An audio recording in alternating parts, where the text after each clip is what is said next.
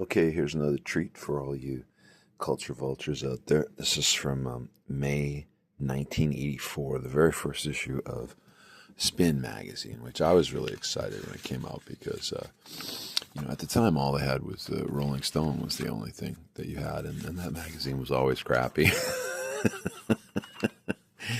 But anyway, this first issue came out, and I was really excited because, like I say, it was a competition for a Rolling Stone, and they had some pretty amazing stuff. I'll never forget this. They had this great article. It was the first printed article that I'd seen in a national publication about the replacements. Obviously, they had the U2, the usual, Bono Rocks is going to be the savior of rock, or whatever. There he is looking all moody and everything. But they also had an early article on Run DMC. It was pretty cool. And they had this great article about the replacements. You can see them. They're still full on beer drinking phase there with Bob Stinson and them. But of course, this was the highlight of it, was the record review section, and they reviewed VU, which had just come out by the Velvet Underground. All the MGM tracks, which was sort of a lost album in between.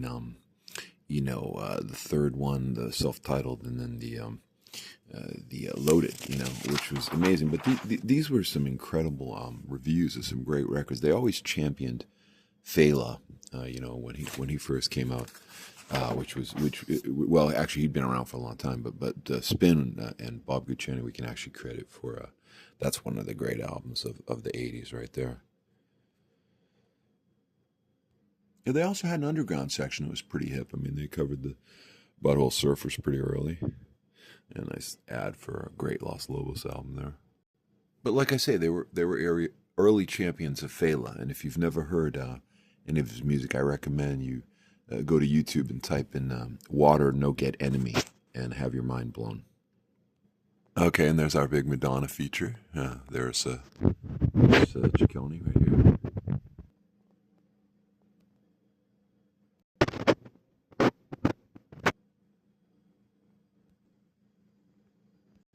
Nice feature on Brian Ferry here.